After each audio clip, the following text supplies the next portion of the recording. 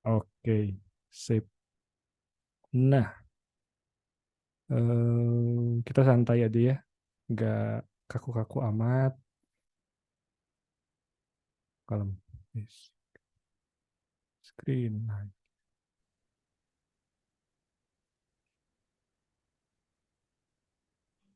Oke, sip.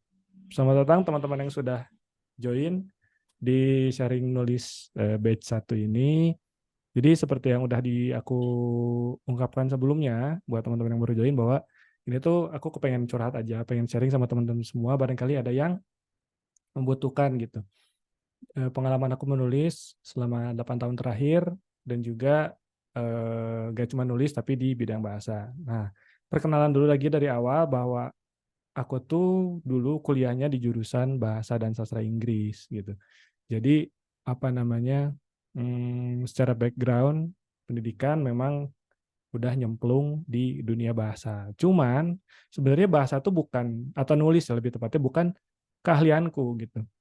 Jadi mau apa ya, nulis tuh sesuatu yang bukan terpaksa juga ya, tapi aku tuh dipaksa untuk harus bisa nulis gitu. Bahkan ketika masuk ke apa namanya, ke kampus, aku tuh bodoh banget, nggak tahu apa-apa gitu. Nggak tahu apa-apa dari segi bahasa Inggrisnya, dari segi tata bahasanya, grammarnya, segala rupanya tuh nol banget gitu. Jadi masuk ke sana tuh bener-bener kayak dari nol aja. Karena apa? Karena memang aku ngerasa dari SMA, dari SMP, ya mungkin ada pelajaran bahasa Indonesia, cuman nggak bener-bener ada yang memfokuskan untuk menulis, atau menulis tuh kayak gimana sih harusnya gitu. Bahkan sampai pernah aku tuh di semester 2 dapat mata kuliah grammar itu ada UTS, itu salah semua, nol, nol, bener-bener nggak ada yang benar jawabannya. Remedial masih D juga akhirnya. Belat udah itu mah. Tapi ya mau nggak mau belajar ya dari sana teh. Seperti apa sih tata bahasa yang baik dan benar. Terus apa namanya, belajar dari trial dan error, dari tugas ke tugas, ini dan itu, sampai akhirnya lulus. Nah, lulus tuh aku pernah sempat kerja jadi apa namanya, nerjemah gitu. Jadi tugas aku tuh nerjemahin tesis, tesis-tesis anak S2 tuh, dari kampusnya mah disensor aja ya. Cuman ininya tuh bisnis kalau nggak salah. Gitulah. Jadi dari agensinya tuh aku apa namanya, dapat tugas untuk kerja, untuk nerjemahin tesis-tesis dari bahasa Indonesia ke bahasa Inggris. Selain tesis juga ada jurnal-jurnal ilmiah. Nah, setelah dapat paparan yang lumayan banyak gitu dari tesis-tesis tesis-tesis tadi, jurnal-jurnal tadi, tuh aku menemukan sebuah masalah, menemukan sebuah apa ya, keresahan lah bisa dibilangnya. Kok ini tanpa apa ya, tanpa merendahkan atau apa ya, tapi kok dari ini tuh, mereka tuh mahasiswa S2, mereka itu udah mau lulus gitu ya, udah bikin tesis, tapi kok tata bahasanya itu sulit dimengerti ya. Bukan karena topiknya, tapi karena memang tata bahasanya gitu.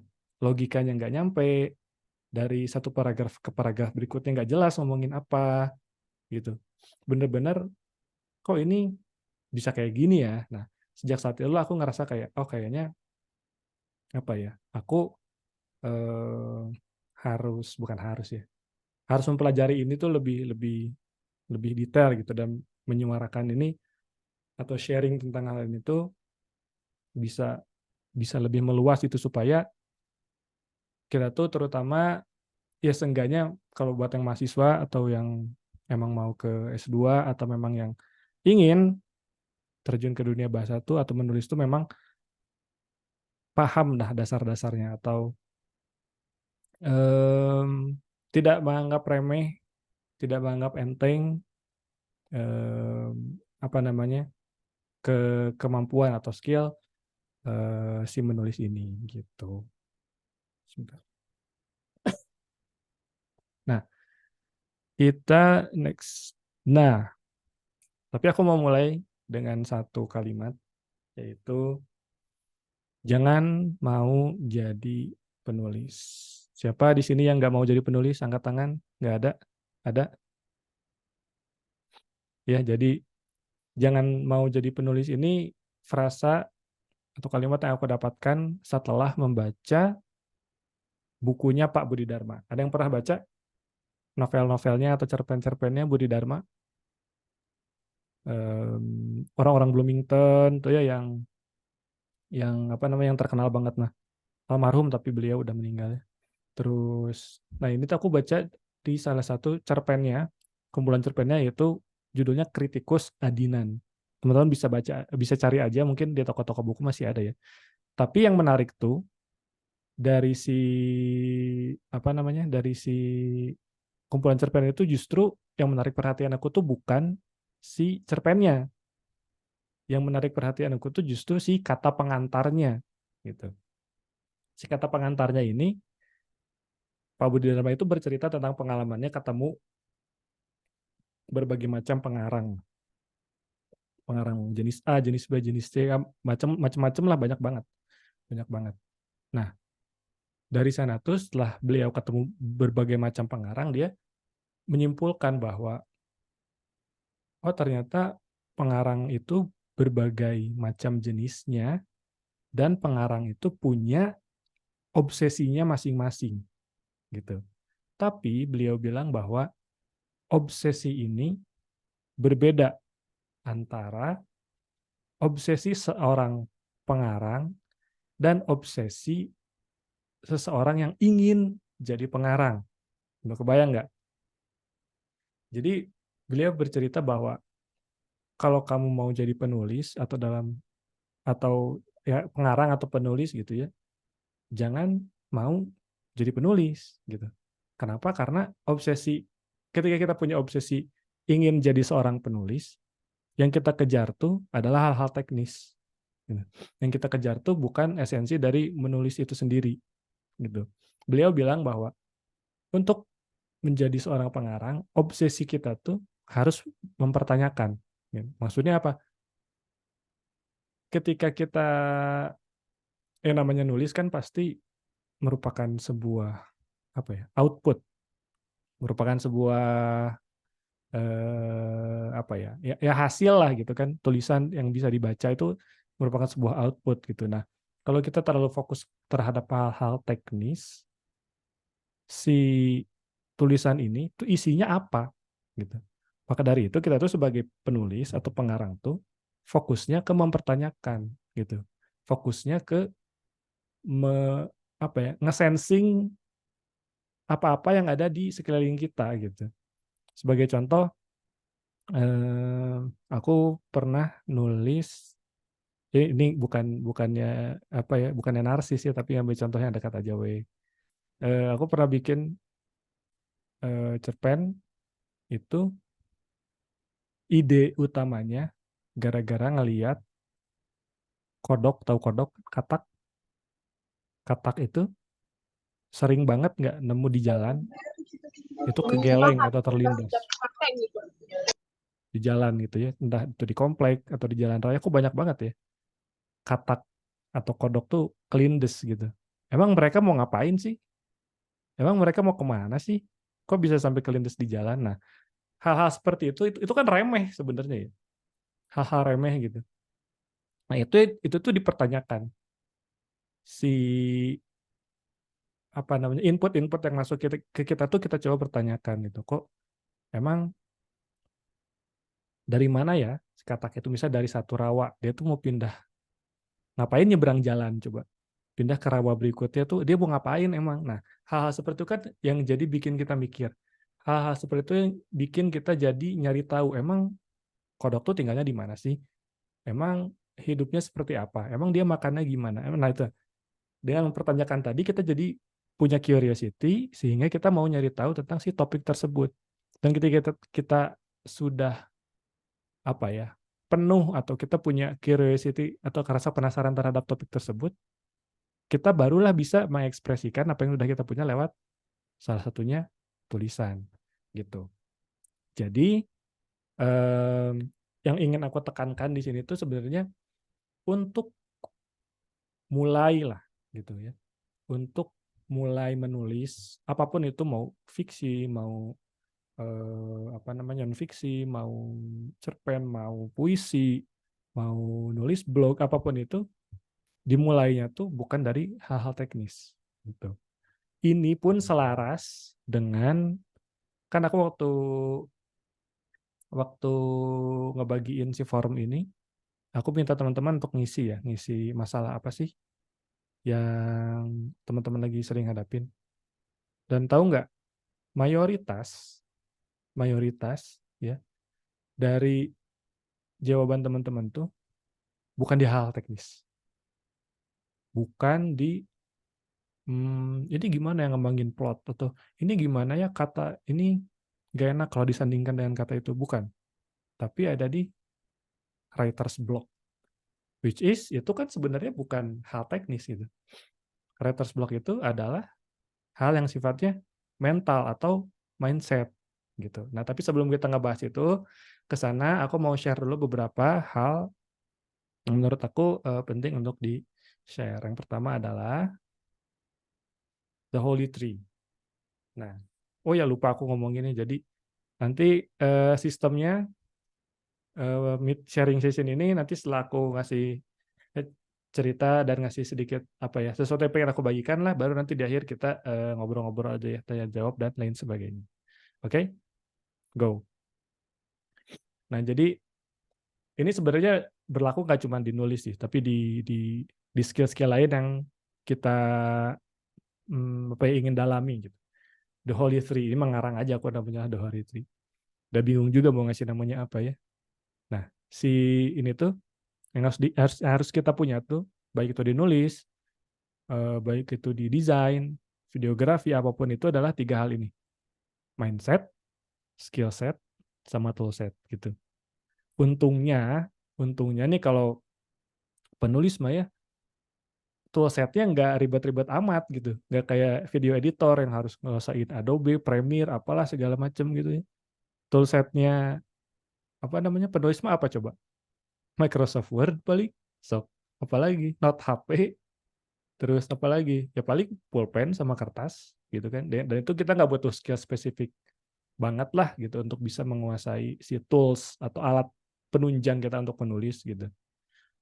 Paling kalau mau nge-layout sendiri, itu kan beda lagi ya, udah masuk ke ranah desain gitu. Baru ada hal-hal di kayak CMS Word-nya yang harus kita kuasai. Nah, sisa 2 inilah, skill set dan mindset gitu. Nah, cuman di pertemuan kali ini aku pengen fokus ke sini aja sih, ke si mindset ini gitu. Karena itu tadi mengacu ke pertanyaan atau jawaban teman-teman tuh memang ternyata banyaknya itu roots-nya tuh di sini gitu. Writer's block dan lain-lain, bingung nyari ide gitu. Nanti akan kita bahas di sesi-sesi akhir. Next, jadi kita coba cari tahu dulu apa sih yang disebut dengan mindset gitu kan. Yang namanya mindset apa? Ini ya, kalau ibu-ibu tuh kalau pakai kerudung suka pakai mindset. Tahu nggak? Mindset itu. Oh, mindset. Kirain itu ya. Ya, mindset. Nah, mindset itu kan sebenarnya gimana sih cara kita memikirkan sesuatu gitu. Jadi kalau kita memikirkan tentang menulis tuh gimana kita tuh mikirin soal nulis gitu. Kalau yang kita pikirin soal nulis adalah susah, atau yang kita pikirin tentang menulis itu apa ya, ribet, kan itu jadi cara pandang kita terhadap menulis gitu ya. Nah, makanya sebelum mulai ke hal-hal teknis kayak struktur lah atau apa namanya, sebentar,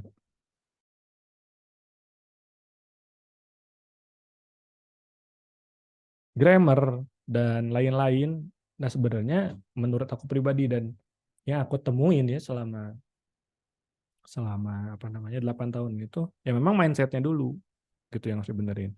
Aku alhamdulillah udah pernah nyobain nulis apa namanya artikel, udah pernah nulis jurnal ilmiah, udah pernah bikin berita, udah pernah bikin cerpen, udah pernah bikin puisi, udah pernah bikin press release, macem-macem lah. Copyright juga pernah, gitu. Dan itu bermuara pada satu hal yang sama sih, gitu.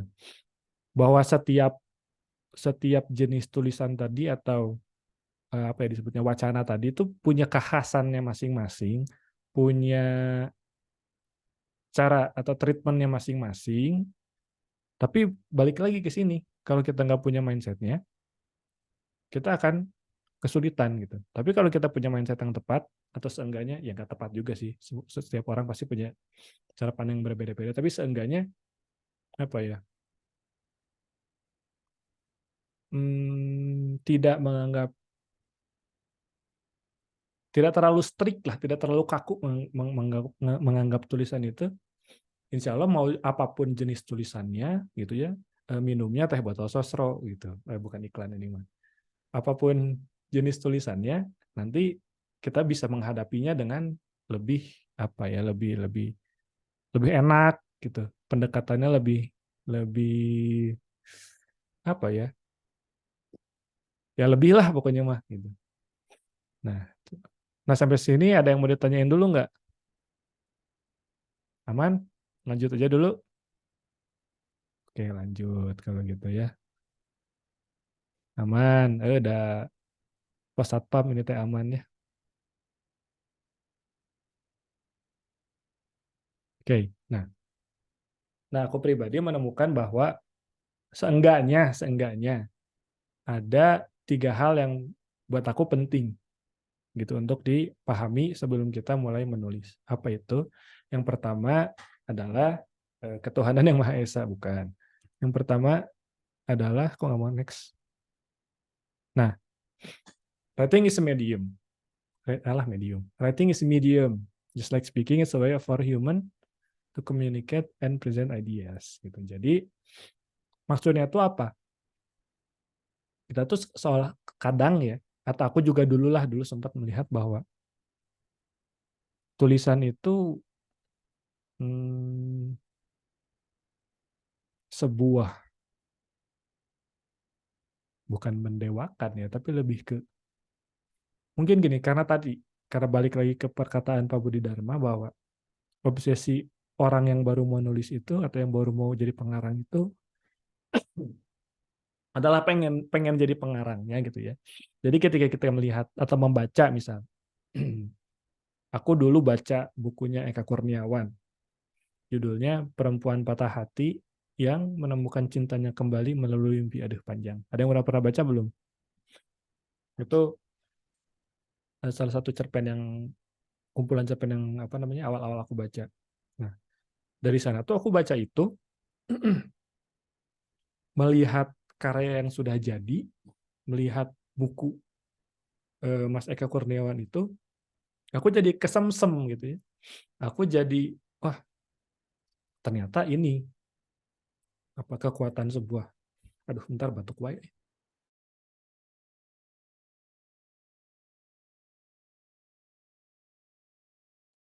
Ternyata ini gitu, apa namanya? Kekuatan sebuah tulisan itu. Kayak kayak apa ya? Kayak kita baru dengerin lagu lagi patah hati gitu ya, terus dengerin lagu yang kayaknya aduh aku banget gitu. Kan rasanya tuh rasa gimana gitu kan. Ada sense itunya. Nah, ketika kita membaca sebuah tulisan pun aku menganggapnya seperti itu. Jadi kita tuh terlalu fokus kepada si hasil tulisannya gitu, hasil jadinya. Sehingga kita lupa bahwa sebenarnya tulisan itu tuh alat loh untuk berkomunikasi gitu. Sebenarnya tulisan itu tempat kita untuk presenting ideas gitu. Maka dari itu yang harus kita perhatikan tuh jangan si mediumnya dulu gitu. Kalau kita misalnya misal ada Tulus lah misalnya, penyanyi Tulus misalnya. Tulus dia disuruh manggung, alat-alat udah lengkap, pemain bandnya udah ada, cuman Tulusnya nggak punya lagu, dia nggak punya apa namanya pesan yang mau disampaikan di atas panggung, ngapain? Pantun kan enggak ya? Dia pasti ngahulang tuh apa ya? bengong gitu, nggak ada yang bisa disampaikan gitu. Kalau disuruh nyanyi bisa mungkin humming aja ya gitu, nada-nadanya mah bisa dikeluarin gitu, cuman nggak ada yang bisa disampaikan. Nah, menurut aku sebelum mulai menulis ini juga yang harus kita perhatiin. Maksudnya apa? Ketika kita nge-treat atau memperlakukan tulisan sebagai medium gitu, kita jadi bisa apa ya istilahnya, take a step back gitu. Jadi mundur dulu, terus cari tahu sebenarnya aku tuh menulis apa. Jangan dulu fokus ke tulisannya gitu. Jangan dulu fokus ke tulisannya, tapi sebenarnya apa yang mau aku tulis gitu. Nah, sebenarnya apa yang mau aku tulis ini, aduh, sebenarnya apa yang mau aku tulis ini kan balik lagi ke perkataan Pak Budi Dharma tadi bahwa kita tuh harus mempertanyakan atau apa ya gampangnya mah ngisi diri lah, ngisi diri gitu. Dengan apa? Dengan pengalaman-pengalaman, dengan bacaan-bacaan, dengan berbagai macam hal lah yang kita tuh tertarik, kita tuh punya curiosity gitu. Untuk apa? Untuk menerjemahkannya, untuk membagikannya dengan orang lain gitu. Lewat apa? Mediumnya itu tulisan gitu. Nah, dulu aku juga sering terlalu fokus ke apa namanya hal-hal teknis di mana ketika tulisan aku mandeg itu masalahnya ada di teknis. Wah, aku ini alurnya nggak enak nih. Oh, ini kayaknya pemilihan katanya kurang tepat deh. Tapi ternyata setelah aku pelajari lagi, oh bukan itu. Ternyata bukan itu. Teknis mah nanti mengikuti. Yang penting apa? Intinya dulu, pesannya dulu, maknanya dulu gitu. Aku alhamdulillah udah sebulan eh, ini ya ngejalanin yang namanya proyek akhir pekan. Ini mah proyek idealisme aku aja sih. Di mana aku setiap minggunya ngelakuin satu kegiatan yang belum pernah aku lakuin sebelumnya. Nah, dari sana tuh hanya hanya hanya dari melakukan satu hal baru setiap minggu ya. Dan itu juga nggak yang berat-berat gitu, nggak yang banyak-banyak. Itu aku bisa nulis free writing bebas gitu ya. Itu berhalaman-halaman. Itu nggak habis-habis gitu. Hanya dengan satu pengalaman kecil aja gitu. Bayangin kalau kita bisa ngisi diri kita dengan pengalaman-pengalaman yang lebih banyak. Ini juga yang aku kagumi dari seorang stand up comedian. Buat teman-teman yang emang suka nonton stand up, pasti tahu mereka tuh sering bercerita gitu. Ngejokesnya itu, ngelucunya itu dari pengalaman pribadi. Mereka ke sini lah, mereka ke sana lah, gitu. Tapi kalau mereka nggak punya itu, terus mereka mau nyeritain apa? Pasti nggak ada dong. Jawabannya mungkin ya kalau nggak observasi, kalau nggak punya pengalaman ini dan itu mereka observasi. Bisa observasi, tapi kan observasi juga bagian dari kita mempertanyakan. Observasi juga bagian dari kita tuh ngisi diri kita, memperhatikan sekeliling, terus nyari tahu gitu, mendalami. Di sekeliling kita tuh ada apa sih? Lagi duduk di kafe misalnya, oh ada pasangan yang lagi ngobrol, lagi berantem gitu. Terus kita amatin, oh ternyata itu tuh bukan apa kita nganggapnya mereka pasangan yang sudah menikah misalnya. Terus si ceweknya tuh marah karena diselingkuhin. Itu kan kita bisa bisa mengobservasi itu dari jauh dan membuat apa ya? Bukan asumsi ya, tapi berimajinasi karena ada inputnya tadi. Gitu, nggak kosong. Gitu.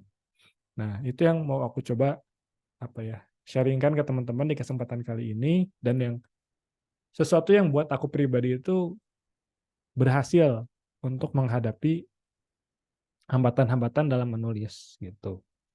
Wah, setengah jam. Tidak terasa. Kita next dulu yang kedua. Nah, yang kedua adalah writing is not about what you think or how you feel. Kalah kehalangan. It's the act of writing that makes writing matters. Nah, maksudnya apa?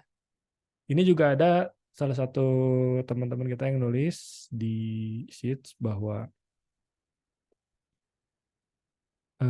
Apa pertanyaannya teh? Oh ya, mood ya, mood. Kalau lagi nggak mood nulis gimana? Nah, si mood ini teh kan perasaan. Maksudnya apa ketika kita memang benar perasaan atau pikiran tadi bisa jadi trigger ya buat kita menghasilkan sebuah tulisan. Tapi kan perasaan mah nggak ini ya, nggak bertahan lama. Kita di hari ini misalnya nulis atau misalnya baru mengalami sebuah kejadian misalnya diputusin lah misalnya.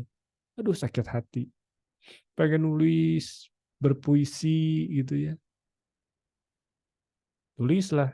Tapi besoknya teh, gini kan, kok gini ya? Eh, kok rasanya nggak sama ya kayak waktu aku pertama kali ngalamin. Nah, itu kan sesuatu yang tidak reliable gitu. Perasaan itu bukan sesuatu yang bisa kita andalkan untuk jadi bahan bakar kita menulis gitu. Jadi yang penting itu sebenarnya ya nulis gitu. Mau apapun yang kita rasain, mau apapun yang kita pikirin, ketika sudah menulis yang pentingnya ya nulis gitu. Bukan perasaannya, bukan pikirannya gitu. Si perasaan itu bisa jadi pemicu, tapi harus diperhatikan adalah ketika sudah menulis, kita bikin draft pertama misalnya, bikin draft kedua, itu kan pasti perasaannya udah beda. Nah, ketika sudah apa ya, melewati fase draft 1, draft 2, iterasi terus, perbaikan. Nah, si rasa itu kita tambahin di sana. Rasa ini bukan rasa yang kita punya di awal, tapi gimana sih si rasa dari tulisan ini seharusnya gitu. Jadi bukan lagi mengandalkan rasa yang kita alami di awal tadi sebagai pemicu, tapi rasa yang akan kita tambahkan nanti ke si tulisan gitu.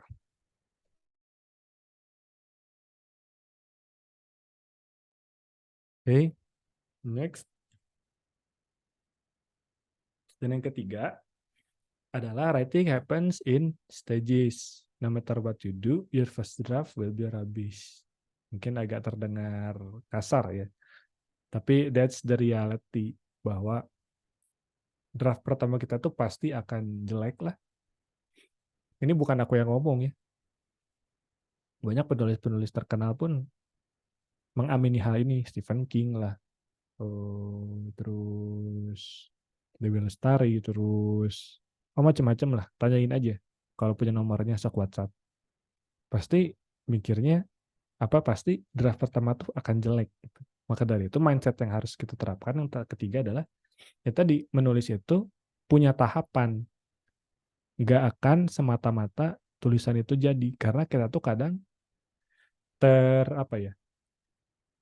tertipu oleh ilusi ketika kita membaca sebuah tulisan yang udah jadi yang bagus banget, kita tuh pengen langsung kayak gitu. Kita tuh langsung kan pasti kita kalau baca tulisan belibet. Kita tuh pasti kalau baca tulisan yang bagus kan ngerasain sesuatu ya. Wah, ini tuh tulisannya bagus banget. Pengen deh bikin tulisan kayak gini juga. Nah, itu tuh kadang bisa tricky. Itu tuh bisa menipu. Kenapa? Karena si penulis yang udah publish tadi, yang udah terbit tadi, bisa menghasilkan tulisan seperti itu setelah melewati beberapa tahap. Kita sebagai pembaca yang ingin menulis, yang ingin memiliki sensis yang sama, yang ingin punya nuansa yang sama, gitu, yang ingin punya kualitas tulisan yang sama itu, langsung menggunakan itu sebagai acuan. Padahal nggak seperti itu. Padahal itu tadi kita pun harus melewati tahap 1, tahap 2, tahap 3. Itu ibaratnya mah kalau naik tangga, kita lagi di lantai dasar, pengen ke lantai 10, itu nggak akan mungkin kan. Kita tuh langsung tiba-tiba ada di lantai 10 kecuali punya kaki yang panjang gitu ya. Dari karet gitu, si Luffy, Gomu-Gomu, Nongalengkah. Itu baru bisa. Tapi kan kalau kita enggak ya, harus ke Anak tangga pertama dulu, anak tangga kedua, anak tangga ketiga, terus gitu sampai pada akhirnya kita sampai di apa namanya lantai yang kita pengen tuju gitu. Nah, oh iya ini mah nanti aja deh. Nah itu, nah ini seputar mindset ya, seputar mindset itu. Nah, si apa namanya, si keinginan kita untuk bisa tiba di akhir itu juga mungkin karena kita tidak memahami si tahapan-tahapan itu seperti apa. Nah, ini kita masuk ke sedikit agak teknis, cuman ini mah nanti aja lah dijelasinnya di kesempatan lain. Cuman aku pengen present ini aja gitu karena buat aku ini menarik sih. Nah, jadi ada penulis namanya Frank Conroy gitu. Beliau itu profesor di Iowa University, cuman udah meninggal. Nah, dia tuh menyuguhkan sebuah konsep yang namanya piramida bahasa atau piramida storytelling gitu. Di mana dari paling bawah ke paling atas itu paling bawah itu yang paling penting, yang paling mendasar gitu. Ketika ini sudah dilewati 1, 2, 3, 4, 5, 6, inilah yang paling bukan paling nggak penting ya, cuman nanti dululah jangan dipikirin dulu gitu. Nah, si tahapan-tahapan ini sebenarnya sebagai seorang penulis harus kita perhatiin. Nah, yang paling paling paling dasar tuh itu adalah meaning atau makna, sense atau logika atau nalar, clarity kejelasan gitu. Ini dulu kita harus punya ini dulu gitu ya. Baru ke sini, baru ngomongin voice, mood, baru ngomongin subtext gitu ya. Maksudnya subtext tuh yang gak literal gitu. Ketika kita ngomongin sesuatu tuh makna maksud dibaliknya tuh apa sih gitu. Baru kita pakai metafora, baru inilah kata-kata indah yang bergelimang harta lah naon. Kata-kata indah yang kita sering temukan misalnya ya. Kalau nulis puisi kan atau misalnya nulis apa kita tuh kadang pengen langsung indah gitu kata-katanya. Tapi nggak masuk akal. Nah ini digugat lah sama si Frank Conroy ini bahwa memang bahasa itu atau kata-kata itu dia magis, dia punya punya apa ya, punya taste lah, punya rasa gitu kan. Kata-kata tertentu dia punya makna tertentu, punya kesan tertentu. Gitu. Cuman kalau kita hanya fokusnya ke sana, kita tuh loncat nih dari bawah, teng, ini ketusuk gue di sini, cas. Nah, si Conroy bilang ini most likely atau hampir pasti tulisan kita tuh akan gagal. Tuh, karena apa? Karena kita langsung mikirin yang keren-kerennya dulu. Padahal yang harus kita pikirin adalah meaning, sense, clarity-nya dulu aja. Nah, ini juga yang apa namanya? Ada di salah satu pertanyaan teman-teman tentang apa ya gimana caranya membangun tapi mengembangkan ide, mengembangkan kalimat kalau nggak salah ya. Nah, itu masuknya di sini sih kalau buat aku ya. Maksudnya di sini masuk udah di kelas kata misalnya dari wacana kan kita turun ke paragraf itu gimana caranya menyusun wacana, caranya menyusun paragraf. Di paragraf itu nanti ada topik sentence, main idea, topik, yang kayak kayak gitulah. Nah, itu mah teknis nanti aja kita bahasnya. Cuman kalau untuk mulai nulis sendiri ya ini yang harus dipahami gitu. Selain si 3 mindset tadi, kita harus paham bahwa dalam menulis itu ini dulu yang penting. Bermakna, logikanya nyambung atau apa namanya? Ya nalarnya atau dari satu kalimat ke kalimat berikutnya itu apa ya? Tidak rancu dan jelas apa yang mau disampaikan gitu. Intinya udah dapet, barulah kita bisa bermain-main dengan rencana, dengan senandika, dengan ya kata-kata indah lainnya lah. Seperti itu. Nah, udah sebenarnya mah gitu aja yang mau aku sharing di kesempatan kali ini teh. Dan menurut aku itu tuh hal yang penting gitu karena kenapa? Karena tadi seperti yang aku bilang bahwa kebanyakan pertanyaan teman-teman itu atau masalah teman-teman itu jatuhnya di mindset, bukan di teknis, gitu. Jadi yang harus dibenahi writer's block lah apalah sebagainya tuh bukan di teknis, tapi ada di mindset. Nah, soal si writer's block ya atau mindset nulis ini ada satu video yang mau aku tunjukin ke teman-teman.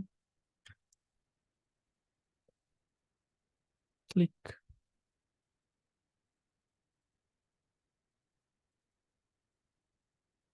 Ya. Muncul nggak videonya? Muncul, Kak. Suaranya belum ya? Nggak ada ya? Nah, ya suaranya belum ada. Ntar masih loading.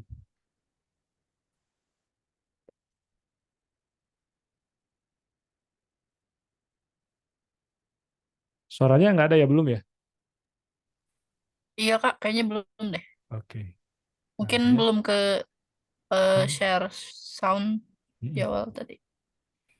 Bentar ya. Salah. Share sound. Ada yang tahu ini siapa? Masa nggak tahu ya?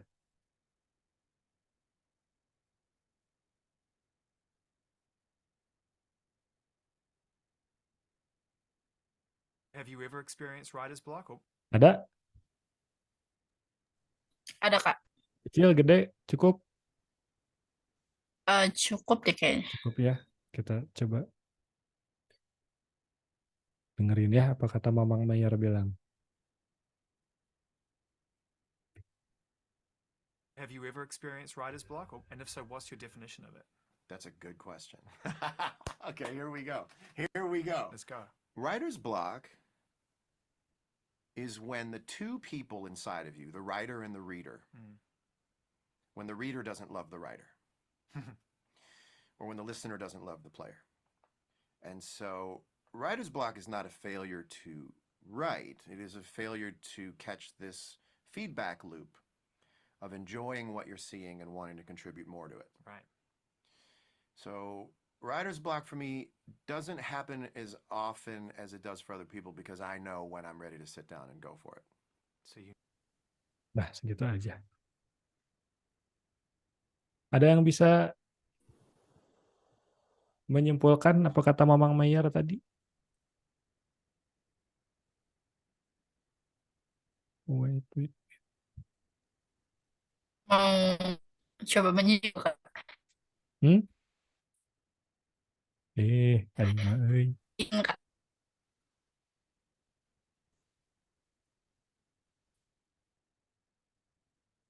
Kenapa ini begini? Bentar ya. Nah, jadi tadi kan dia bilang writer's block itu bukan ketidakmampuan kita untuk menulis. Tapi apa? Tapi ketika kita sebagai penulis dan kita sebagai pembaca tulisan kita tuh nggak berdamai, ya. Jadi kita tuh kita sebagai pembaca teh nggak suka sama kita sebagai penulis, gitu. Makanya kita seolah-olah merasa ada tembok, gitu. Padahal ya itu tadi, ketika kita bisa berdamai dari kita sebagai penulis dan kita sebagai pembaca tulisan kita sendiri itu bisa berdamai, itu kayaknya nggak akan deh nemuin writer's block, gitu. Itu kayaknya aman-aman aja deh. Wait. Aman-aman aja deh. Maksudnya ada kondisi kita yang aktual dan ada kondisi kita yang ideal, gitu. Kita yang aktual ini kita yang apa adanya sekarang, gitu. Termasuk di si nulis ini. Ini apa lagi termasuk di si nulis ini kita punya yang idealnya gimana, tapi kita yang aktualnya tuh belum sampai ke yang kita ideal itu. Dan kita tuh nggak bisa loncat ya, kayak yang aku bilang tadi di awal, kita tuh nggak bisa loncat, harus lewat tangga 1 kita nulis 300 kata, 500 kata misalnya. Kita baca nggak suka ya udah baca aja dulu. Itu. Baca, oh apa yang bikin kita nggak suka? Oh ternyata penggunaan kalimat ini, ternyata penggunaan kata ini, ternyata strukturnya ya. Barulah kita ke draft berikutnya benerin. Gitu. Jadi kita coba berdamai dengan kita yang aktual dan kita yang idealnya tuh kayak gimana. Gitu. Buku aku juga yang apa namanya nggak ada kalanya itu udah bukan apa ya, bukan versi terbaik aku gitu. Cuman itu bukan versi idealnya aku gitu. Ya aku aktualnya di saat itu seperti itu. Itu yang harus aku keluarin. Udah aku keluarin, udah jadi nih bentuknya, baru aku bisa evaluasi apa sih yang kurang gitu, apa sih yang harus dipertahankan. Barulah ketika udah jadi nih bentuknya kan udah ada, bisa kita evaluasi kayak gitu. Dan terakhir menurut aku si Retas Blok ini ibaratnya tuh kayak kita lagi jalan misalnya. Jalan, terus kita berhenti. Berhentinya bukan karena ada tembok di depan kita, cuman benar nggak ya jalannya ke sini? Padahal tujuannya masih jauh, cuman kita tuh udah nerawang, benar nggak ya ini tuh jalannya ke sini? Oh enggak, kayaknya nggak benar. Tapi kayaknya, nah kita kan diem, kita tuh diem di tempat jadinya, cuman hanya untuk memikirkan bahwa itu benar nggak ya ke sini, ini benar nggak ya ke sini. Padahal kalau kita maju, gitu, mungkin kita akan ketemu harimau, mungkin kita akan ketemu apa namanya sungai, gitu di tengah perjalanan tuh. Dan kita jadi tahunya karena setelah apa? Setelah kita jalan kan, setelah kita jalan baru kita bisa tahu, oh ternyata jalan ke sini yang benar, oh ternyata jalan ke sini yang benar. Nah itu juga yang aku tanamkan ke diri aku saat menulis gitu. Oke, kita lanjut ke sesi bertanya. Tapi sebelum itu aku mau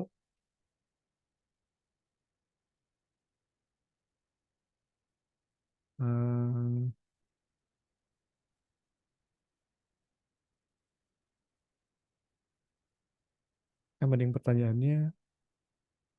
Coba satu-satu aja deh nanti. Oke, barangkali ada yang mau nanya, boleh langsung di raise hand aja. Aku stop share dulu ya. Monggo, kalau nggak ada yang nanya nanti aku bahas pertanyaan yang udah ada Google di apa? Di yang kemarin aja. Gitu. Silakan. Nggak ada? Kak, mau nanya, Kak. Boleh. Kalau aku sendiri tuh punya masalah dalam menulis itu adalah ketika memulai kalimat di awal-awal itu, Kak. Itu tuh yang jadi berat banget itu tuh kayak gimana nyusun kalimat di awal biar bisa menarik buat kita sendiri sebagai pembaca tulisan kita. Itu menurut Kakak gimana? Kalimat pertama ya? Iya. Oke. Kalimat pertama ini maksudnya itu gimana cara bikin sesuatu yang ngehook atau gimana mulainya? Yang pertama tadi. Yang gimana caranya kita tuh bisa tertarik gitu ya, atau bisa pembaca tuh mau ngalir terus bacanya gitu ya. Betul, Kak. Kalau memang betul ya bahwa kalimat pertama itu atau ya paragraf-paragraf awal itu sangat penting karena memang itu yang bakal nanti nentuin kita atau pembaca kita nanti mau baca lanjutannya atau enggak gitu. Ini masalah teknis sebenarnya. Banyak kalau Kak Ika mau cari gimana caranya membangun kalimat pertama, ada yang bisa dimulai dengan masalah gitu ya. Kita bisa mulai dengan quotes misalnya. Kita bisa mulai dengan macam-macam gitu. Tapi yang penting menurut aku ya, si kalimat pertama ini nggak misleading. Gitu. Jangan hanya kita nyari sekedar menarik, clickbait lah istilahnya ya. Jangan hanya karena kita tuh sekedar mencari menarik, kita jadi melupakan si isi tulisannya. Gitu. Kak Ika ini tulisannya apa misalnya contohnya? Tulisannya cerpen kah atau apa, fiksi, non fiksi? Lebih yang non fiksi sih Kak. Apa artikel? Apa? Kasih contoh coba. Lebih ke seringnya artikel-artikel kayak gitu sih kalau nulis. Artikel blog, Mm-mm. artikel ini ya, kayak listicle gitu ya? Gitu enggak? Blog Kak, dulu. Oke, tentang apa blognya? Tentang kayak sekitaran lingkungan kayak gitu sih Kak. Lebih ke kalau ngelihat sesuatu misalnya di jalan ada nemuin apa kayak gitu. Nah, terus dibikin tulisannya di situ artikelnya. Oke, isu lingkungan berarti ya? Iya. Tentang isu lingkungan. Nah, Mm. kita kan bisa mulai, kalau misalnya isu lingkungan nih, kita bisa mulai dengan kenapa isu lingkungan itu penting buat orang lain. Gitu. Hmm, Misal, isu lingkungan sampah misalnya aja sekarang yang lagi rame gitu ya. iya. Bisa kan kita mulai, misalnya ya ini, kita bikin sesuatu yang relate dengan si pembaca misalnya. Pernah nggak misalnya, pernah nggak lagi jalan, tiba-tiba nyium bau sampah yang nyengat banget.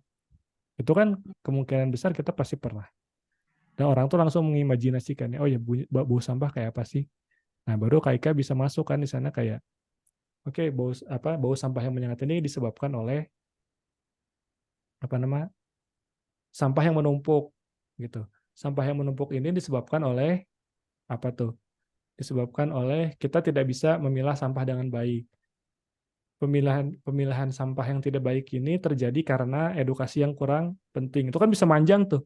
Bisa manjang, Mm-mm. bisa manjang, bisa manjang. Nah, dari satu kalimat yang kita bisa relate itu, kita bikin relate orang sama sama si kalimat pertama tadi, nanti dieskalasi gitu. Maksudnya dieskalasi itu apa tadi? Eh, dari yang hanya relate, oke nih orang udah ngebayangin.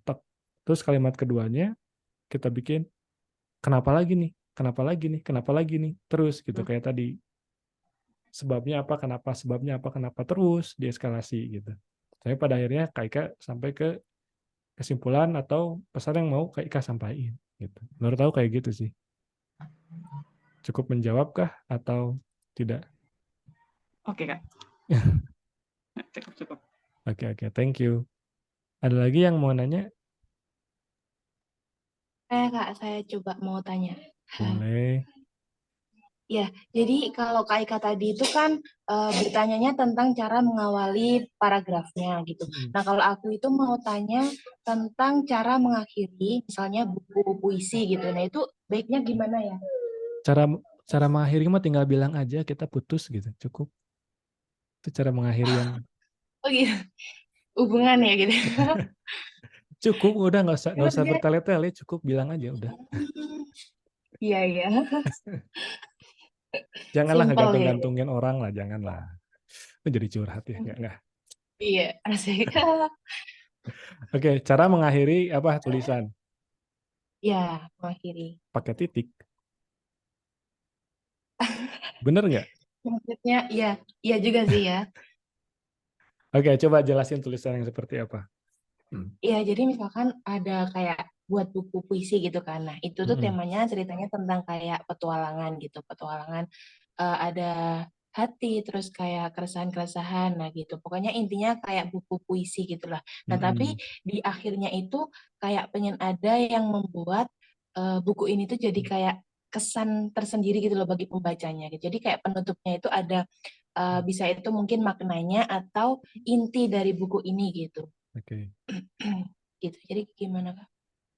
Kan ada yang disebut dengan ini ya, apa? Kalau di komedi itu ada punchline gitu ya, ada punchline. Nah, iya benar. Ada setup, ada punchline gitu. Nah, Iya. cara untuk mengakhirinya berarti Gisna taruh punchline-nya di akhir. Jadi isi-isi, maksudnya gini. Kalau emang ini aku buat aku pribadi meninggalkan kesan di akhir itu adalah sesuatu yang cukup sulit ya. Bahkan guru aku pun bilang Kang Zain, tahu kalau ada yang tahu Kang Zain Permana, beliau seorang psikolog, penulis juga, dia tuh pernah apa namanya bukan pernah sharing lah bahwa memang dalam sebuah tulisan atau sebuah narasi itu bikin punya wow efeknya yang susah gitu. Kasih wow efeknya yang sulit gitu. Nah, gimana yang bisa kita lakukan adalah apa ya? Entah itu menjawab pertanyaan. Jadi di awal-awal nih kita kasih pertanyaan, misalnya buku puisi ya. Buku puisi misalnya apa ya tentang cinta lah, tentang cinta gitu. Buku puisi tentang cinta. Di awal itu tema-temanya atau puisi-puisinya itu masih ngebahas tentang apa yang dilakukan si A misalnya atau perasaan si A gitu. Perasaan si A tuh terhadap si B seperti apa. Terus apa namanya? Gara-gara patah hati dia melakukan apa. Terus apa namanya? Ya perjalanan-perjalanan dia lah. Tapi kita belum kasih tahu nih sebabnya apa. Kenapa? Apa yang membuat dia seperti itu? Nah, itu bisa ditaruh di akhir. Jadi kayak kita ngekip dulu ngekip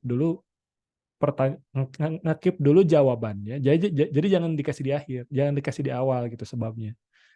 Kita tunjukin dulu kondisi si seseorang ini di depan tuh seperti apa yang dia lakukan, baru nanti di akhir kita kasih tahu, oh ini sebabnya.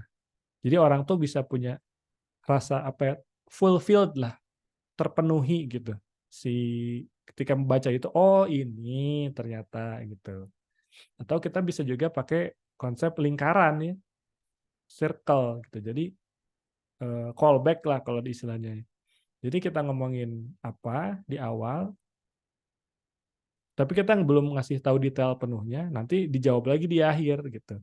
Kalau di deskripsi mah kesimpulan tuh kan biasanya mengulang lagi ya apa yang kita sebutin di awal gitu, merangkum kejadiannya gitu. Kita coba rangkum lagi tapi dengan perspektif yang berbeda. Misal kalau pasti udah tahu Hero's Journey kalau di fiksi itu. Hero's Journey perjalanan si seorang pahlawan itu kan biasanya dia di awal dia percaya misalnya si pahlawan ini dia lemah gitu. Terus setelah melakukan perjalanan dia keluar melawan naga gitu ya yang turun dari langit terus menang, dia percaya bahwa dia kuat gitu. Tapi di akhir ini dia balik lagi ke kampung halamannya tapi dengan perspektif yang berbeda bahwa oh aku udah jadi orang yang berbeda. Nah, itu bisa kita bungkus dengan seperti itu.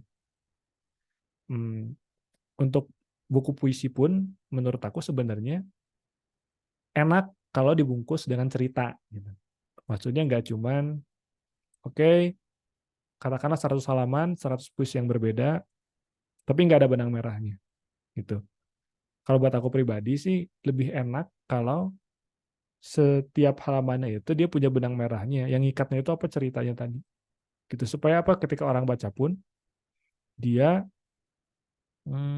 apa ya? Dia punya itu tadi, oh bahwa aku tuh sedang berada dalam sebuah cerita, nggak cuma hanya baca potongan. Seperti itu, Gisna. Oh iya iya, udah ada bayangannya sih. Makasih ya Kak Kebayang? ya. Oke. Ya, oke. Kalau ngomongin teknis mah aku jujur nggak jago kalau ngomongin teknis. Harus kayak gini plak-plaknya, harus langkahnya kayak gini. Aku nggak jago karena aku pribadi, aku tahu apa yang mau aku bikin. Aku apa namanya? Punya bayangan tentang apa yang mau aku bikin. Nanti teknis mengikutin. Nanti aku cari sendiri. Misal mau bikin cerpen yang kayak gimana kayak gini. Aku nggak tahu caranya gimana. Yang penting pengen bikin aja dulu. Nanti teknisnya mengikuti. Oh ternyata butuh ini, ternyata butuh ini, ternyata butuh ini. Gitu makanya aku nggak terlalu menguasai kalau masalah teknik gitu. Cuman aku insya Allah bisalah ngomongin soal mindset mah. Insya Allah ya. Kalau nggak salah-salah amat itu juga. Ada lagi yang mau nanya? Ada di chat. Halo Mas Adi, salam kenal. Mau tanya soal mindset. Formula yang bisa di-share seperti membangun kebiasaan atau habit. Oh iya. Kedua, seringkali pribadi merasa kesulitan menuangkan hal-hal di luar diri. Seringkali pribadi merasa oke. Tapi kemudian menyadari mungkin stage ini lagi harus melalui. Tapi kalau kayak gitu nanti mengklik percaya diri jika tulisan tentang diri juga patut dibaca. Oke. Yang pertama, formula atau kebiasaan. Di sini ada yang pernah ikutan les nulisnya Izati nggak? Selain Rais. Nggak ada belum? Nggak ada ya? Oke. Ikutan deh. Sok. Nanti follow Instagramnya Sri Izati ya. Nanti kalau dia ada les nulis, ikutan. Kenapa aku nyaranin ini? Karena konsep-konsep kelas dia tuh dia free writing. Di mana free writing itu maksa kita untuk menulis tanpa dalam tanda kutip berpikir. Gitu. Jadi kita dikasih topik tertentu, nama akunnya apa ya? Bentar. Aduh, apa ya akunnya? Nah, itu Sri Izati, cari we lah. Nah, apa tadi? Sampai mana tadi? Lupa. Oh ya, free writing. Nah, jadi si free writing itu kan kita tuh dipaksa untuk nulis tanpa dalam tanda kutip berpikir. Jadi ketika kita disuguhkan suatu topik, jadi sistemnya tuh gini, kita disuguhin satu topik, terus kita nulis berdasarkan topik ini, apapun yang ada di pikiran kita yang terlontar saat itu. Gitu. Apapun yang kita pikirin, tanpa berhenti, kita harus nulis. Mau lagi mikirin, aduh bingungnya nulis apa? Tulis. Aduh bingungnya nulis apa? Tulisannya jelek banget, hehehe, tulis. Gitu. Itu tuh melatih kita untuk tadi gak ketemu si writer's block. Gitu. Dan sebenarnya kalau dilatih mah bisa. Gitu. Nah kebiasaan itu si free writing tadi, atau stream of consciousness writing, jadi benar-benar kita tuh nulis tanpa mikir, tanpa harus peduli dengan strukturnya seperti apa, tanpa peduli harus hasilnya seperti apa, bagus atau jelek. Kita dipaksa untuk menulis, dan menurut aku pribadi itu kebiasaan yang bagus untuk dilakukan, untuk membangun atau ngeset si mindset tadi supaya lebih nempel. Atau teman-teman juga kalau mau ya journaling aja tiap hari. Journaling, cari di internet misalnya topik satu, selama 10 menit, 15 menit, 20 menit nulis tanpa perlu tanpa mikirin bagus jeleknya, tanpa mikirin strukturnya kayak gimana, formatnya seperti apa, nulis aja. Pasti insya Allah ada yang ngalir, ada yang keluar. Gitu. Terus seringkali pribadi merasa kesulitan menuangkan hal-hal di luar diri. Tapi kemudian menyadari stage ini lagi harus oke. Nah, aku siapa ini namanya tadi? Lisvi udah baca buku aku belum? Pede itu ya. Ayo siapa di sini yang belum beli buku aku, ngacung? Ayo ya dibeli. Memang menurut bagi yang udah baca siapapun itu atau belum ya aku ceritain lah gitu kalau belum. Itu buku aku tuh itu isinya curhat ya. Itu buku aku tuh isinya curhat. Sok tuh beli, parah. Nih aku kasih link Tokped-nya langsung nih ya. Parah. Keterlaluan kalian. Shopee. Nggak bisa beli di TikTok sekarang mah, soalnya TikTok di ini ya, TikTok Shop. Udah di-ban. Nah. Aku kerjanya di marketing ya, pusing. Sekarang TikTok Shop, padahal TikTok lagi naik-naiknya. Nggak boleh. Nggak boleh jualan. Liar, pusing lah. Mikirin terus. Gini gitunya. Nah. Tuh lagi diskon, tuh cepetan ayo beli. Lagi diskon tuh. Nah, apa tadi tuh kan? Lupa lagi. Oh ya, itu buku aku. Ada isinya mah curhat ya. Curhat apa? Pengalaman aku, pengalaman patah hati, pengalaman sakit hati, ditulis. Jadi buku. Apakah itu bukan tentang diri? Wah, sangat dekat ya tentang diri. Gitu. Itu mah tentang diri banget. Bukan hal-hal di luar diri. Pertanyaannya, justru harus berani dulu ngabisin dalam tanda kutip ya. Hal-hal yang berkenaan tentang diri gitu. Gimana kita mau nulis hal-hal di luar diri kalau kita juga belum kenal kita tuh siapa? Gimana kalau kita tuh belum bisa menerjemahkan diri kita tuh siapa dalam bentuk karya gitu. Kalau karena aku tuh suka banget stand up comedy ya, tapi nggak bisa ngelucu, ya udahlah. Aku tuh suka banget stand up comedy.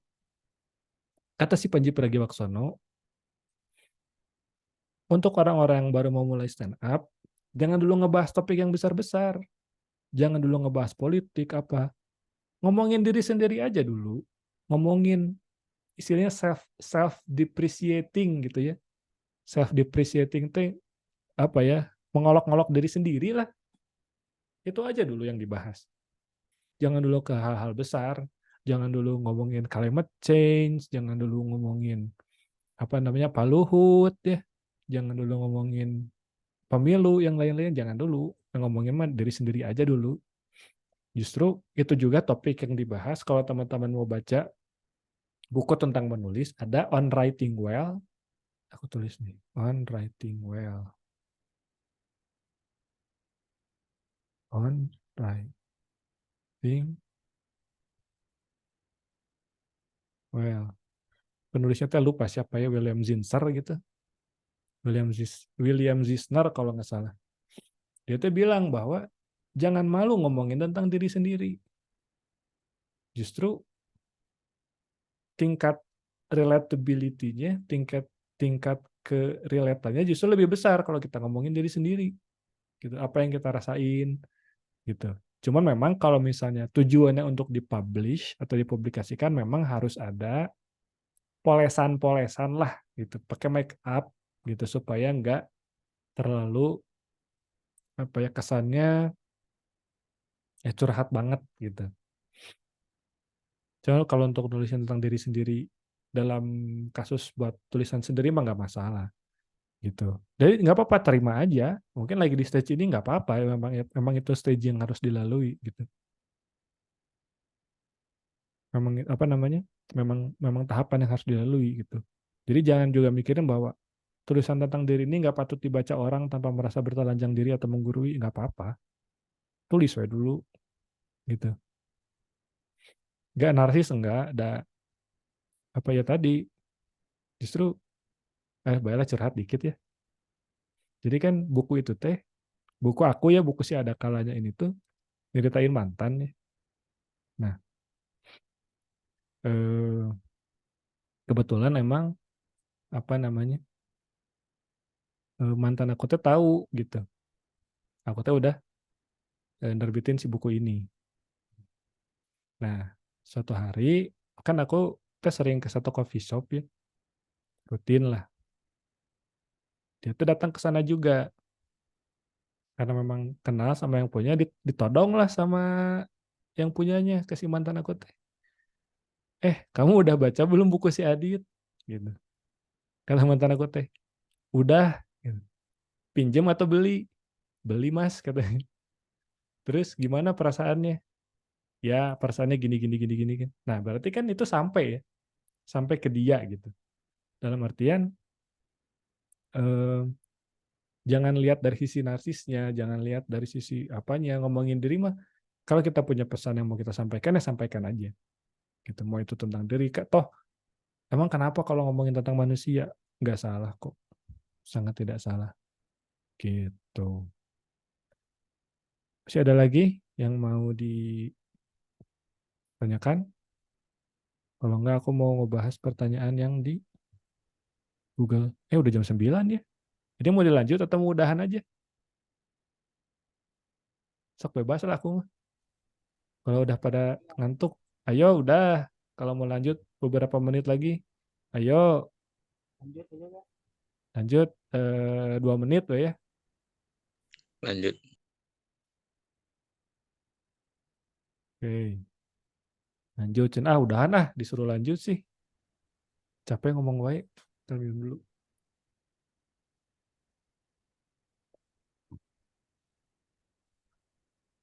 Nah, aku ini aja bahas satu yang emang ini aku nggak apa-apa ya bacain apa namanya pertanyaan teman-teman di sini. Jadi dari 20 orang yang daftar tuh mayoritas itu ngomongin soal writer's block gitu. Ketika aku nulis di Google Form itu masalah apa yang lagi dialami atau ingin diselesaikan, itu pertama nih writer's block, alur cerita sulit menemukan jalannya. Writer's block, kadang merasa sulit menuangkan hal yang udah dipikirkan ke dalam tulisan. Sense atau feeling ketika nulis tertunda, berbeda dan seringkali nggak kelanjut. Sulit dalam mencari atau mengembangkan ide tulisan. Bagaimana mengembangkan ide menjadi kata, kalimat, hingga menjadi paragraf utuh. Writer's block, nggak punya ide, tuh bingung saat mulai nulis. Karena sering nulis sesuai kondisi hati. Suka gak tahu lagi mau nulis apa. Tidak menyelesaikan tulisan, ide terkadang berkembang di tengah proses menulis. Sering berhenti di tengah tulisan, mager tuh, ada yang mager segala lagi. Nah, berarti kan tadi apa ya? Ternyata dari mayoritas teman-teman yang ada di sini masalahnya itu bukan di teknis. Masalahnya itu ada di pola pikir tadi. Nah, itu yang harus coba teman-teman tackle lah ya. Atau coba apa namanya?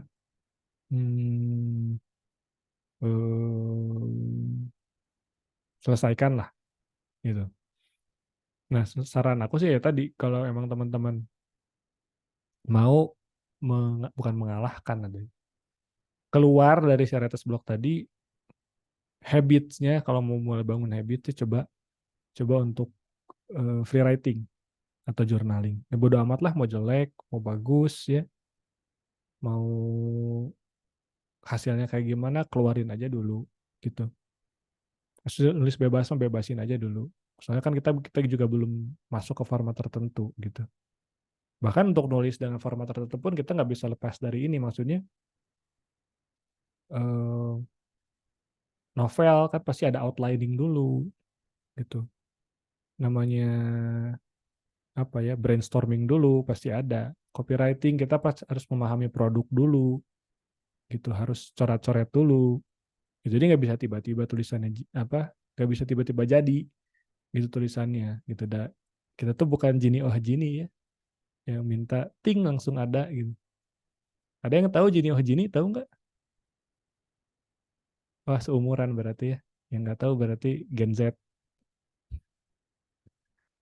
Ya Gini oh Gini bukan ini gitu. Terus soal writer's block, apa lagi ya?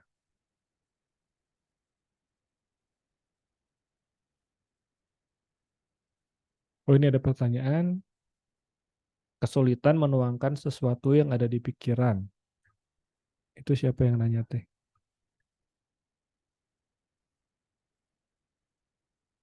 Kadang merasa sulit untuk menuangkan hal yang udah dipikirkan ke dalam tulisan. Oke. Nah, sebenarnya menuangkan bukan yang nggak bisa gitu, bukannya kita tuh nggak bisa menuangkan apa yang ada di pikiran. So, coba yang merasa punya pertanyaan ini, atau ada nggak ya orang? Coba tulis yang ada di pikiran, atau teman-teman semua coba tulis di kolom chat apa aja yang ada di pikiran teman-teman sekarang. Tulis apa aja sok di kolom chat. Bebas apa aja. Ngantuk ke, lapar ke, mager, sok tulis aja. Apa sekalimat, 2 kalimat, sekata nggak apa-apa, tulisin aja. Aku misalnya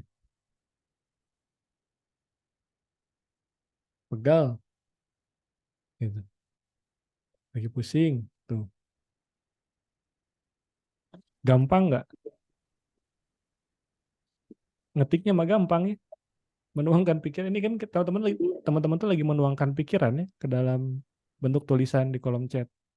Gampang nggak? Gampang gitu, ngeluarin mah gitu. Yang bikin sulit itu ekspektasinya tadi.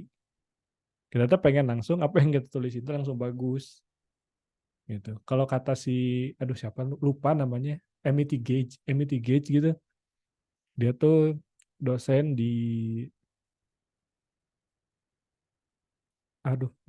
Wesleyan, kalau nggak salah Wesleyan University. Dia tuh bilang kalau nulis itu kadang kita ngejelasin mimpi ke orang lain. Kebayang nggak? Kita mimpi ya, mimpi nih, kita tuh mimpi. Mimpinya tuh inget banget gitu tuh di pikiran gitu, nempel gitu. Tapi ketika kita mau cerita ke orang lain, tadi aku tuh mimpi. Aduh, mimpi apa ya? Ya mimpi pokoknya mah gitu. Nah itu kan kita kan kadang susah ya nyeritain mimpi kita ke orang lain sampai orang lain tuh apa namanya ngerti gitu. Oh ini rasanya mimpi kita tuh kayak gini gitu. Oh ini yang aku rasain di mimpi aku tuh kayak gini. Caranya harus lewat apa? Harus lewat dengan imaji-imaji ya tadi buat mereka sensing, buat mereka apa namanya kita jelasin dulu settingnya kita tuh di mimpi kita tuh lagi kayak gimana gitu ya. Kita tuh di mimpi kita tuh sedang sebagai apa. Nah itu kan proses ya proses apa namanya membentuk si mimpi kita atau yang ada di pikiran kita tuh menjadi narasi yang udah dipahami orang lain. Kan nggak tiba-tiba, gue tadi mimpi apa dikejar dinosaurus. Ya terus gitu. Kan orang nggak akan tiba-tiba langsung dapetin sense yang kita apa namanya kita punya gitu. Apalagi ya,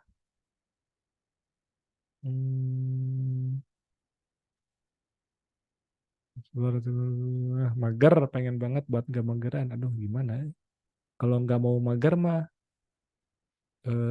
jangan pakai pagar nih, pakai ini pakai rumput rumahnya alah naon. Waktu yang terbatas. Oke, siapa nih yang nanya waktu yang terbatas? Waktu yang terbatas kerja gitu ya, kerja terus apa namanya? Gimana caranya?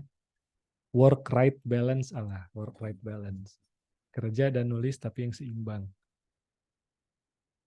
Gimana ya? Habit sih kembali lagi kalau itu mah ke habit. Kalau aku dulu sempat ngebiasain waktu ini tuh waktu waktu nyelesain naskah cerpen. Pokoknya sehari 500 kata udah. Gak kurang gak lebih. Mau jelek mau bagus nulis 500 kata aja. Alhamdulillah beres gitu. Ternyata kalau di ini mah. Jadi kalau misalnya waktu yang terbatas, misalnya dari 24 jam, di waktu itu tuh ada berapa yang sisa, misalnya cuma 5 menit, ya udah 5 menit itu pakai buat nulis. Gitu. Nggak usah langsung jadi satu cerpen gitu, nggak apa-apa. Aku punya cerpen yang itu 2016, baru selesai 2021. Berapa tahun tuh? 5 tahun nih, berarti. Idenya mah udah ada dari 2016, terus selama 5 tahun itu teh, aku apa ya, tinker tuh apa bahasa Indonesianya? Aku ada coo bahasa Sunda lagi. Apa ya? Aku ya itulah, aku tulis ulang lagi ini nggak enak sampai baru beres tuh 2021. Itu juga karena di deadline-in harus beres. Kalau nggak mah diulik aja terus gitu. Nah gitu ya kalau soal waktu. Asal jangan di waktu yang salah kita bertemu. Alah, Svesa Besari itu. Terus ide nggak punya ide. Teman-teman tahu ini nggak, Neil Gaiman Neil Gaiman penulis kawakan lah di Hollywood Mbak.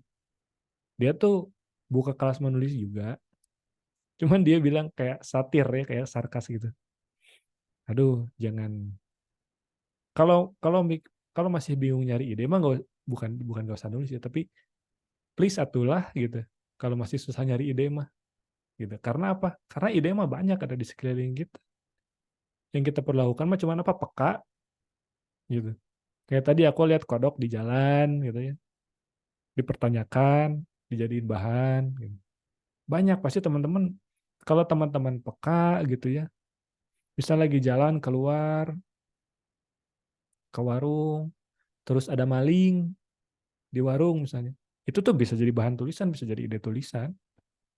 Kenapa coba maling gitu. Kan bisa dipertanyakan itu tadi yang maling kakek-kakek misalnya. Emang kakek-kakek kenapa ya dia harus sampai mencuri? Mungkin di rumahnya dia lagi kekurangan. Terus dia kekurangan karena habis di PHK, misalkan itu kan bisa panjang ya. Ide mah ada banyak di mana-mana gitu. Ada satu cerpen aku juga, itu idenya gara-gara aku nonton reality show Korea. Jadi tahu ini nggak? Chef and My Fridge. Yang itu tuh yang suka buat selebritis, kulkasnya dibawa adalah. Jadi ada acara masak Korea gitu, di mana si bintang tamunya tuh selebritis gitu. Cuman kulkas mereka di rumah tuh dibawa ke studio untuk dimasakin sama si chef-chef yang ada di sana. Nah, ada salah satu idol sebutnya, mungkin aku nggak ngerti Korea sih, yang tinggal di Kanada gitu. Dia tuh dulunya terkenal di Korea, tapi pindah sama suaminya ke Kanada. Nah, di Kanadanya itu dia punya anak. Nah, si anak si ibunya ini, dia tuh suka nanyain ke orang-orang di apartemennya. Kayak, mas tahu ibu saya nggak siapa? Gitu. Ke orang-orang asing deh. Ibu saya terkenal tahu, nah dia tuh suka kayak gitu. Nah itu tuh, ini menarik sekali ya. Ada anak yang kayak gitu, nanyain ke orang-orang, mas tahu nggak ibu saya siapa? Kan itu sebuah premis yang menarik gitu. Buat aku tuh itu menarik sekali, makanya aku jadiin itu sebuah bahan cerita. Jadi teman-teman jangan ketakutan lah kalau masalah bahan cerita mah pasti ada.